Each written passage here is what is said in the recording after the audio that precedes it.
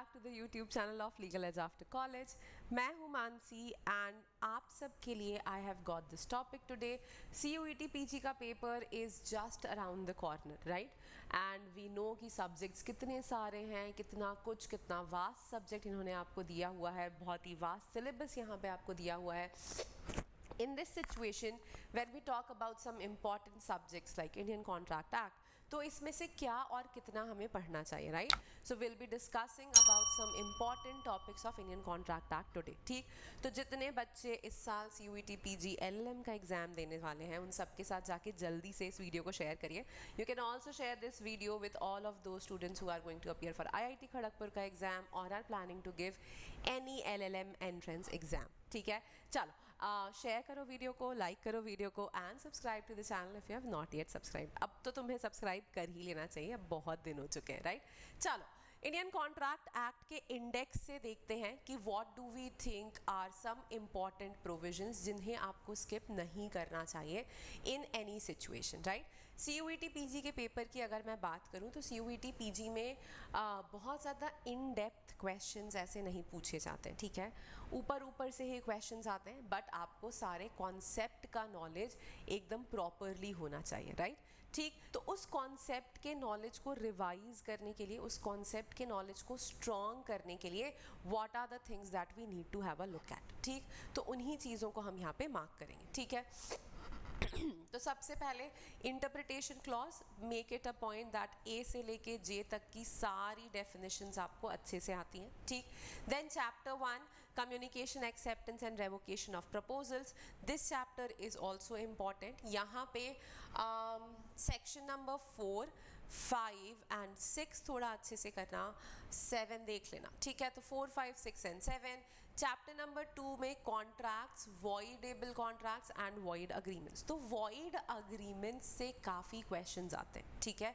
कि कौन से अग्रीमेंट्स वॉइड हैं, कौन से अग्रीमेंट्स वॉइड नहीं है, ये आपको सेक्शन नंबर 24 से लेके सेक्शन नंबर 30 तक में मिलेगा। And that is why have a look at it nicely. पता रखना कि कौन से सेक्शन में कौन सा अग्रीमेंट जो है वो वॉइड है, ठीक? फिर इसके बाद आपका हाँ, वॉइड अग्रीमेंट्स इंपॉर्टेंट है। अब सेक्शन नंबर 10 जो है व्हाट अग्रीमेंट्स आर कॉन्ट्रैक्ट्स, ये आपको असेंशियल इंग्रेडिएंट्स बताता है कि कौन कौन सी चीज़ें ज़रूरी हैं in order to make a valid contract, right? So this is important. Competency is important. जब कॉम्पिटेंसी पढ़ोगे तो कॉम्पिटेंसी के टाइम पे ध्यान देना कि माइनर से रिलेटेड जो चीज़ें हैं, कि माइनर के साथ जो कॉन्ट्रैक्ट होता है उसी को हम न्यूडम पैक्टम कॉन्ट्रैक्ट बोलते हैं। वो कॉन्ट्रैक्ट वॉइड एप इनिशियो होता है, मोहरी बीबी वाला जजमेंट और इस तरीके के कुछ इंपॉर्टेंट जजमेंट्स पर ध्यान देना, ठीक? Then coercion, undue influence, fraud, misrepresentation, all of these things which do not come under which make the consent questionable, वो सब चीज़ें जो कंसेंट को क्वेश्चनेबल करती हैं और जो कॉन्ट्रैक्ट को वॉइडेबल बनाती हैं। तो वो चीज़ें जो कॉन्ट्रैक्ट को वॉइडेबल बनाती हैं, वो चीज़ें जो कॉन्ट्रैक्ट को वॉइड बनाती हैं, दोनों ही चीज़ों पर काफ़ी क्वेश्चंस आते हैं। जजमेंट्स बहुत ज़्यादा आपके पेपर में नहीं आते हैं अगर हम CUET PG की बात करें तो, बट एक आधा क्वेश्चन कभी जजमेंट से आ जाता है। तो अगर मैं लास्ट ईयर का पेपर देखूँ तो आई थिंक 2 क्वेश्चंस थे जजमेंट से। 2023 का पेपर अगर मैं देखूँ तो एक क्वेश्चन आया था जजमेंट पे कॉन्ट्रैक्ट से, which was Headley versus Baxendale. तो हेडली वर्सेस बैक्सेंडल आपका जो कॉम्पनसेशन वाला जजमेंट है, राइट? चलो इसके बाद 19A जो वॉइडेबिलिटी की बात करता है। फिर मिस्टेक पे अगर हम आ जाएंगे तो 20, 21 एंड 22 मिस्टेक के लिए इम्पॉर्टेंट है। फिर 23 इम्पॉर्टेंट है आपका what considerations and objects are lawful and what not. तो यहाँ पे याद रखना there are 4-5 criteria provided over here कि क्या चीज़ें लॉफुल होती हैं, क्या चीज़ें लॉफुल नहीं होती हैं, उनको अच्छे से देख लेना, ठीक? अब यहाँ पे किसी भी चीज़ में बहुत ज़्यादा इन डेप्थ जाने की आपको ज़रूरत नहीं है। फिर अगर हम वॉइड अग्रीमेंट्स की बात करें तो यहाँ पर आपको सिर्फ ये पता होना चाहिए कि कौन से सेक्शन में कौन से अग्रीमेंट को वॉइड बोला गया, राइट? सो अग्रीमेंट विदाउट कंसिडरेशन वॉइड है 25 में। अग्रीमेंट जहाँ पे कंसिडरेशंस या ऑब्जेक्ट्स पार्ट में अनलॉफुल होते हैं वो वॉइड है 24 में। 26 में restraint of marriage, if you are making an agreement to restraint a marriage, वो agreements void होते हैं, ठीक. agreements for marriage valid होते हैं. agreements सिर्फ जो restraint लगा रहे हैं marriage पे वो void होते हैं, ये याद रखना. 27 में agreements in restraint of trade void होते हैं. इसका exception है business done in goodwill, वैसा business जिसकी goodwill बेची जाती है, तो branded businesses वो रेस्ट्रेंट लगा सकते हैं कि आप उनके नाम पे उस पर्टिकुलर एरिया में दूसरा बिजनेस नहीं करेंगे, ठीक. 28 agreements in restaurant of legal proceedings void होते हैं, बट अगर ये अग्रीमेंट आर्बिट्रेशन से रिलेटेड है तो ये वॉइड नहीं होता है, ठीक. 29 अग्रीमेंट्स वॉइड फॉर अनसर्टेनिटी. अब अनसर्टेनिटी यहाँ पे दो तरीके की होती है, तो उस पर ध्यान देना.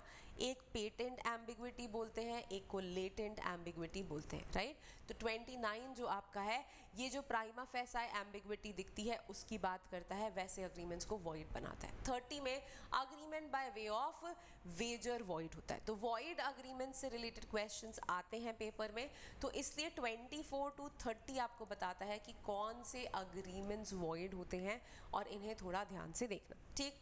चैप्टर नंबर 3 आपका फिर कंटिंजेंट कॉन्ट्रैक्ट्स की बात करता है. कंटिंजेंट कॉन्ट्रैक्ट से कोई खास क्वेश्चन मैंने आपके प्रीवियस ईयर पेपर्स में नहीं देखा, बट 31 एंड 36 आप कर सकते हो, जिसमें कंटिंजेंट कॉन्ट्रैक्ट की डेफिनेशन दी हुई है, और 36 ये बताता है कि अग्रीमेंट जो इम्पॉसिबल इवेंट पे कंटिंजेंट है वो वॉइड होते हैं, ठीक. Chapter number 4 performance of contract की अगर हम बात करें तो यहाँ पर आपका देखो, ये मुझे नहीं लगता कि इतने ज़्यादा इंपॉर्टेंट है या इतना ज़्यादा आपके पेपर में पूछे जाएंगे, बट फिर भी devolution of joint liabilities 42 and devolution of joint rights 45 थोड़ा देख लेना. और ऊपर I think 39 effect of refusal of party to perform promise wholly, क्योंकि यहाँ पे एक पार्टी के ऑप्शन पे कॉन्ट्रैक्ट वॉइडेबल हो जाता है. अगर एक पार्टी क्या कह रही है, एक पार्टी अगर रिफ्यूज कर रही है कॉन्ट्रैक्ट को पूरी तरीके से परफॉर्म करने के लिए, जो दूसरी पार्टी है उसके पास एक राइट आ जाता है to rescind the contract. This right to rescind the contract arises under section number 39, ठीक.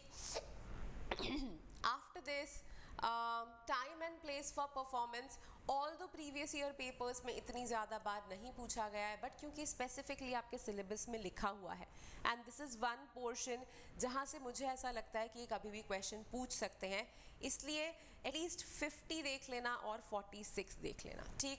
परफॉर्मेंस ऑफ रेसिप्रोकल प्रॉमिसेस में यहाँ पे 55, जहाँ पर आपका time is of essence is very very important. Contract where time is essential, this provision is important, इसको अच्छे से करना. Agreement to do impossible act section number 56 important है. यहीं पर आपकी डॉक्ट्रिन ऑफ फ्रस्ट्रेशन जो है वो भी आपकी सेक्शन नंबर 56 का ही पार्ट फॉर्म करती है, ठीक. फिर 57 and 58 this is red with section number 24, जहाँ सेक्शन नंबर 24 ये कहता है कि कोई भी अग्रीमेंट जिसका कंसिडरेशन या ऑब्जेक्ट पार्ट में अनलॉफुल है, that agreement is void, right. उसी अग्रीमेंट में अगर उस अग्रीमेंट को हम सेवियरेबल, अगर उस अग्रीमेंट को हम पार्ट्स में डिवाइड कर सकते हैं, और अगर वहाँ रेसिप्रोकल प्रॉमिसेस हैं जिसमें से एक सेट ऑफ प्रॉमिस लीगल है और एक सेट ऑफ प्रॉमिस इलीगल है, तो जो सेट ऑफ प्रॉमिस लीगल है वो वैलिड होता है 57 में, और 58 में अगर ऑल्टरनेटिव प्रॉमिसेस हैं जिसमें से एक ब्रांच लीगल है, then that promise is valid under 58, ठीक. अप्रोप्रिएशन ऑफ पेमेंट्स को आप छोड़ सकते हैं. Contracts which need not be performed, यहाँ पे 62 थोड़ा अच्छे से देख लेना.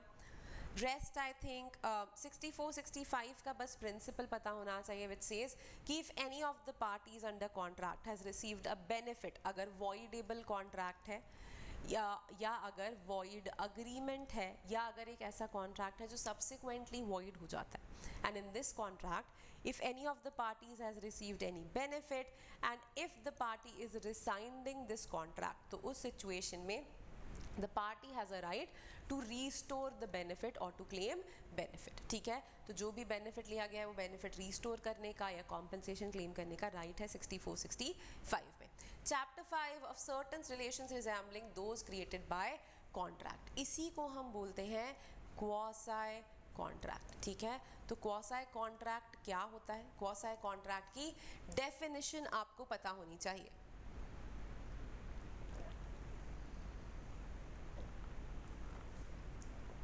excuse me, quasi contract is not a real contract, but quasi contract looks like a contract. जब दो पार्टीज के बीच का जो रिलेशनशिप है, वो रिलेशनशिप अगर हमें ऐसा लगता है कि ये कॉन्ट्रैक्ट जैसा है, अगर कोई दूर से उस रिलेशनशिप को देखेगा तो उसे क्या लगेगा कि ये कोई कॉन्ट्रैक्ट है, राइट? तो उस तरीके के relationships which resemble like that of a contract are quasi contract. तो 68 में क्वासी कॉन्ट्रैक्ट होता है फॉर सप्लाई ऑफ नेसेसरीज. अब ये आपको सारे सेक्शन नंबर्स याद हो, ये ज़रूरी नहीं है, ठीक है? तो 68 का सेक्शन नंबर याद रखने की ज़रूरत नहीं है, बट कॉन्सेप्ट पता होना चाहिए कि क्वासी कॉन्ट्रैक्ट क्या है. और 71 यहाँ पे थोड़ा इंपॉर्टेंट है, responsibility of finder of goods, तो ये थोड़ा पता होना चाहिए. चैप्टर नंबर 6 पूरा का पूरा इंपॉर्टेंट है, consequences of breach of contract. अगर ब्रीच ऑफ कॉन्ट्रैक्ट हुआ है, अगर किसी एक पार्टी ने कॉन्ट्रैक्ट के अंदर अपनी ऑब्लिगेशंस को फुलफिल नहीं किया है, then what will be the consequence of that breach. 73, 74, 75 all three are important. 73 बोलता है कि अनलिक्विडेटेड डैमेजेस, अगर डैमेज फिक्स्ड नहीं है तो कितना कॉम्पेंसेशन दिया जाएगा, दैट इज 73. अगर डैमेजेस फिक्स्ड हैं, अगर कॉन्ट्रैक्ट में लिखा है कि कितना कॉम्पेंसेशन दिया जाएगा इन डिफॉल्ट, तो वो लिक्विडेटेड डैमेजेस का प्रिंसिपल है प्रोवाइडेड अंडर सेक्शन नंबर 74. और 75 बात करता है पार्टी राइटफुली रिसाइनिंग कॉन्ट्रैक्ट. तो हमने देखा था सेक्शन नंबर 39 में, मैंने आपको बताया था कि यहाँ पे पार्टी की एक राइट अराइज होती है to rescind the contract, right? This right also arises under section number 53, yes, under section number 53, ठीक है? तो liability of party preventing event on which the contract is to take effect. अगर एक party है, उसके event के basis पे कोई कॉन्ट्रैक्ट होने वाला है और वो पार्टी अगर उस इवेंट को प्रिवेंट कर देती है, then also the other party has a right to rescind the contract, right? तो अगर 39 और 53 में किसी पार्टी ने कॉन्ट्रैक्ट को रिसाइन किया है, अगर उसकी राइट अराइज हुई है कॉन्ट्रैक्ट को रिसाइन करने की, then in that situation that party can also claim compensation under section number 75, right? जब हम ब्रीच ऑफ कॉन्ट्रैक्ट की और कॉम्पेंसेशन की बात करते हैं, तो यहाँ पे कुछ चीज़ें होती हैं जो आपको याद रखनी चाहिए.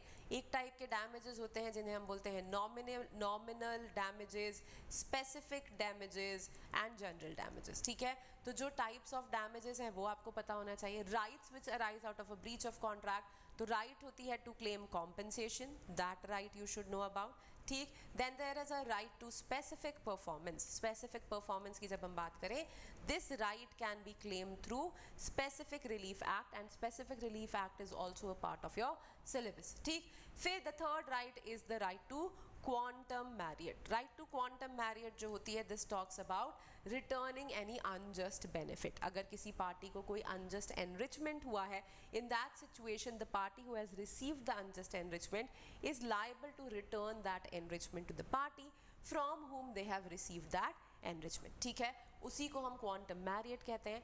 क्वांटम मैरियट का principle also gets attracted in cases of quasi contracts. तो जहाँ पे क्वासी कॉन्ट्रैक्ट्स की बात होती है, वहाँ पर भी क्वांटम मैरियट का प्रिंसिपल अट्रैक्ट हो जाता है, जहाँ किसी एक पार्टी ने किसी दूसरे पार्टी का फायदा उठाया होता है. In that situation also quantum meruit का rule applies, and the other party who has taken benefit is liable to restore that benefit to the party, ठीक? चलो, now this is your part 1. तो अभी तक जितने भी क्वेश्चंस मोस्टली जो आपके पेपर में आते हैं वो पार्ट 1 ऑफ कॉन्ट्रैक्ट से आते हैं. पार्ट 2 ऑफ कॉन्ट्रैक्ट जो कि स्पेसिफिक टाइप्स ऑफ कॉन्ट्रैक्ट की बात करता है, वहाँ से बहुत ही लिमिटेड और बहुत ही कम बार क्वेश्चंस पूछे गए हैं आपके पेपर में, ठीक? चैप्टर नंबर 7 जो था, ये सेल ऑफ गुड्स था, इसको रिपील कर दिया है सेल ऑफ गुड्स एक्ट 1930 ने, ठीक?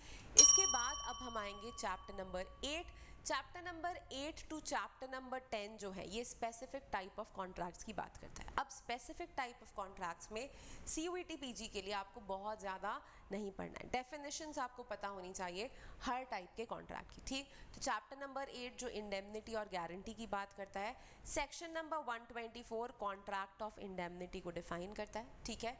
125 में राइट्स हैं इंडेमनिटी होल्डर की जब उसको स्यू किया जाता है. 126 में कॉन्ट्रैक्ट ऑफ गारंटी की डेफिनेशन है, श्योरिटी, प्रिंसिपल, डेटर और क्रेडिटर की डेफिनेशन है, ठीक? बस इतना ही यहाँ पे करो, डेफिनेशन उतना काफ़ी है। दो चीज़ें और पता रखना, भले ही I am not asking you here to remember the section numbers, but you should know that what is consideration for guarantee. Surety की लायबिलिटी क्या होती है 128 में? तो श्योरिटी की liability is co-extensive with that of the principal debtor। Principal debtor की liability के साथ श्योरिटी की लायबिलिटी को-एक्सटेंसिव होती है, ठीक। देन कंटिन्यूइंग गारंटी क्या होती है अंडर 129, ठीक। This much if you do under indemnity and guarantee, I think इतना सफिशिएंट है। 145 एक देख लेना, implied promise to indemnify surety. अगर श्योरिटी प्रिंसिपल डेटर के बिहाफ पे परफॉर्मेंस ऑफ कॉन्ट्रैक्ट करता है या पेमेंट ऑफ डेट करता है, तो उस सिचुएशन में एक इम्प्लाइड प्रॉमिस होता है कि प्रिंसिपल डेटर जो है वो श्योरिटी को इंडेमनिफाई करेगा। तो जो भी श्योरिटी ने अगर परफॉर्मेंस किया है या श्योरिटी ने अगर पेमेंट ऑफ डेट किया है, तो दोनों ही सिचुएशंस में जो प्रिंसिपल डेटर है वो इस अमाउंट को श्योरिटी को वापस करेगा, या परफॉर्मेंस करने में जो भी एक्सपेंस श्योरिटी का हुआ है ये एक्सपेंस श्योरिटी को पे बैक करेगा, ठीक। देन 146 एंड 147, 146 क्या कहता है कि अगर एक से ज़्यादा श्योरिटी है, तो दो श्योरिटीज़ अगर हैं तो श्योरिटीज़ की ये लायबिलिटी होती है कि श्योरिटीज़ इक्वली कंट्रीब्यूट करें, ठीक, अनटिल एंड अनलेस उनकी लायबिलिटी लिमिटेड है। अगर वो डिफरेंट सम्स में बाउंड है, अगर उनकी लायबिलिटी डिफरेंट है, इन दैट सिचुएशन को श्योरिटीज अपनी अपनी लायबिलिटी तक कंट्रीब्यूट करेंगी, दैट इज 147, ठीक। This much I think is sufficient when it comes to indemnity and guarantee, ठीक। फिर आता है chapter number 9, bailment. Again bailment की भी अगर हम बात करें तो बहुत इन डेप्थ नहीं पढ़ना है, हम देखेंगे 148 जो बेलमेंट, बेलर और बेली की डेफिनेशन देखता है, 149 जो बताता है कि डिलीवरी कैसे होती है in cases of excuse me bailment. 163 थोड़ा सा देखेंगे विच टॉक्स अबाउट इंक्रीज और प्रॉफिट। अगर बेलमेंट के थ्रू कोई इंक्रीज और प्रॉफिट होता है तो वो बेलर को मिलता है, that is 163। This is also known as the principle of accession, ठीक है, प्रिंसिपल ऑफ एक्सेशन या राइट ऑफ एक्सेशन। तो राइट ऑफ एक्सेशन मतलब जो भी एडिशन हुआ है, जो भी इंप्रूवमेंट हुआ है, उसकी राइट हमेशा बेलर के पास रहती है, ठीक। Bailey's particular lian 170 and general lian of bankers, factors, warfingers, attorneys and policy brokers। ये क्या कहता है? बेली के पास एक राइट होती है कि जो भी चीज़ उसको बेल की गई है, जो भी गुड उसके पास है, अगर बेलर उसका अमाउंट पे नहीं कर रहा है, अगर बेलर उसके एक्सपेंसेस पे नहीं कर रहा है, तो बेली के पास राइट है कि वो बेलर के गुड्स को होल्ड कर सकता है, and that is section number 170, ठीक।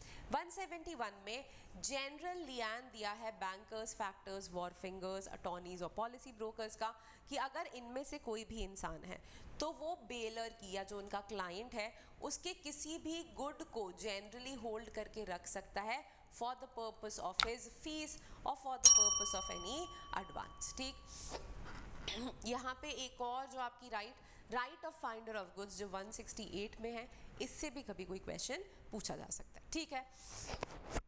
Excuse me please. Bailments of pledges की अगर हम बात करें तो प्लेज क्या है? तो प्लेज में भी 172 pledge, pawnor and pawnee defined, this is important.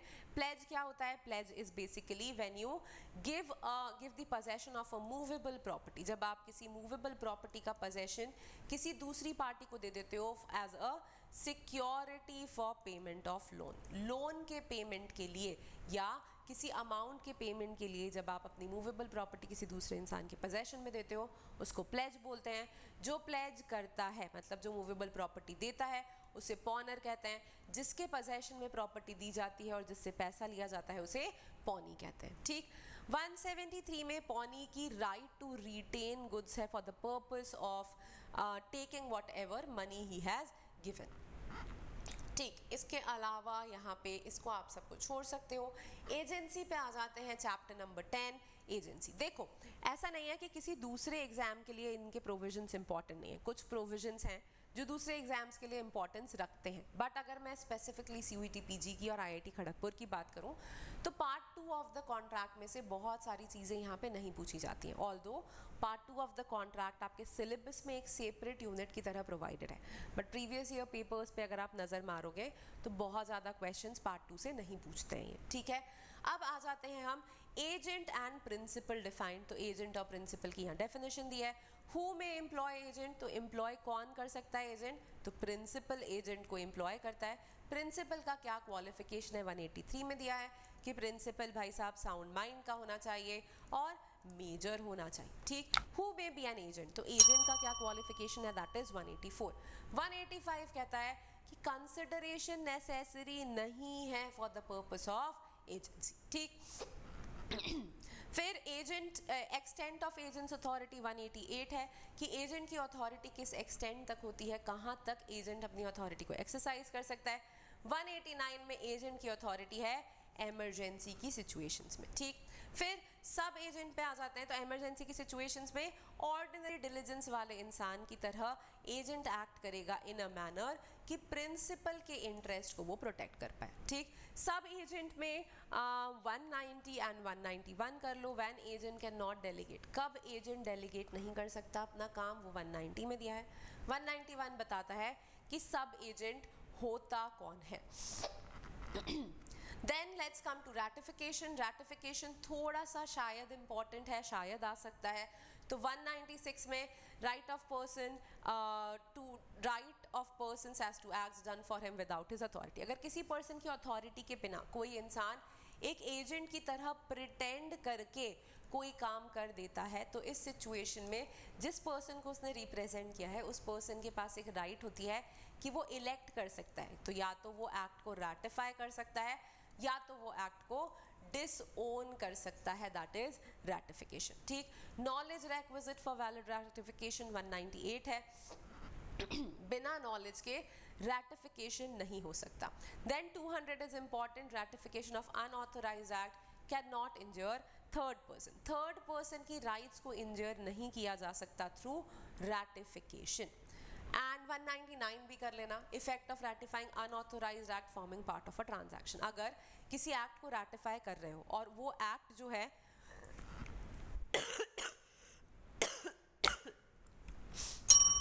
Excuse me, वो एक्ट जो है किसी ट्रांजैक्शन का पार्ट फॉर्म कर रहा है, तो उस सिचुएशन में if you ratify that particular act then you ratify the entire transaction, ठीक।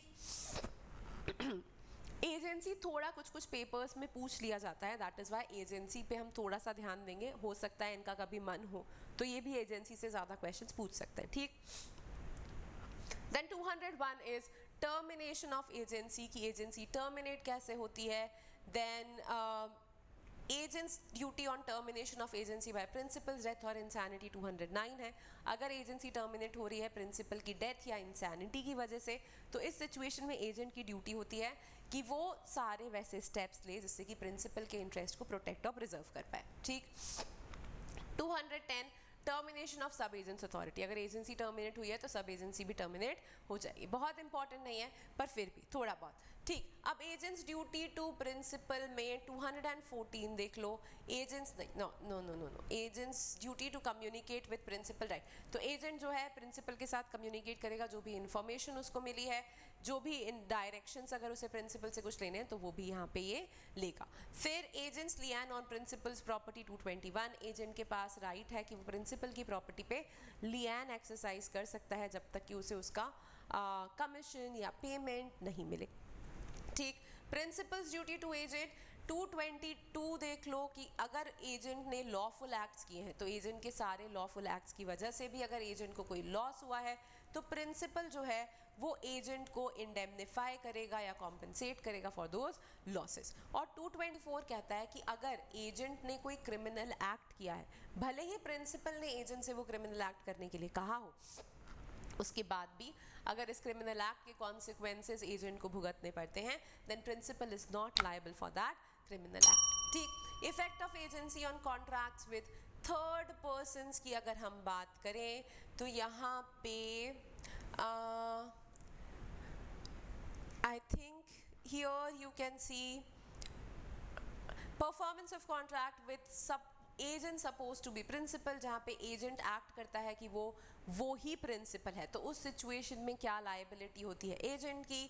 Then liability of pretended agent is important 235.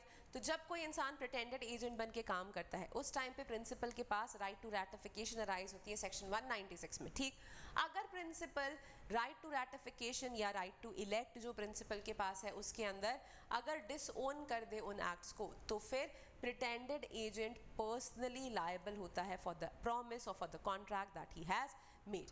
ठीक, now liability of principal inducing belief that agents unauthorized acts were authorized 237. अगर principal ने third party को ये believe करवा दिया कि agent के जो अनऑथोराइज्ड एक्ट्स थे वो भी ऑथोराइज्ड एक्ट्स थे, तो फिर प्रिंसिपल जो है वो एजेंट के अनऑथोराइज्ड एक्ट के लिए भी लायबल होता है under 237. And 238 because this is the last section, इसलिए ये पता होना चाहिए. Effect on agreement of miss representation of fraud by agent. अगर एजेंट ने कोई मिस रिप्रेजेंटेशन ऑफ फ्रॉड किया है और अगर ये मिस रिप्रेजेंटेशन ऑफ फ्रॉड उस टाइम पे हुआ है जिस टाइम पे एजेंट अपने प्रिंसिपल के डायरेक्शंस के अकॉर्डिंग कोई ऑथोराइज्ड एक्ट कर रहा है, then in that situation principal will be liable for this misrepresentation of fraud. ठीक, और अगर ये मिसरिप्रेजेंटेशन ऑफ फ्रॉड एजेंट ने तब किया है जब वो अपनी अथॉरिटी को एक्सीड कर रहा है या फिर out of the business of agency अगर उसने किया है, तो in this situation agent is personally liable for this misrepresentation or fraud. ठीक, the last chapter used to be partnership जिसको रिपील कर दिया है through partnership act. ठीक है, तो आई थिंक अगर इतने प्रोविजंस जितना हमने अभी यहाँ पे मार्क किया इतने प्रोविजंस को भी अगर आप अच्छे से देख लोगे तो एटलीस्ट आपका इंडियन कॉन्ट्रैक्ट एक्ट कवर हो जाएगा फॉर CUET PG. ठीक है, so I hope you like the video. अगर कोई भी ऐसी चीज़ हो जो समझ में नहीं आई हो, you are free to ask that in the comment section. Also अगर ऐसे कुछ और वीडियोस चाहिए हो, इंपॉर्टेंट प्रोविजंस डिस्कस करने हो किसी स्पेसिफिक सब्जेक्ट के, तो वो भी कमेंट सेक्शन में बता सकते हो. Please like this video, share it with your friends and take care. Bye bye and all the best for your exam.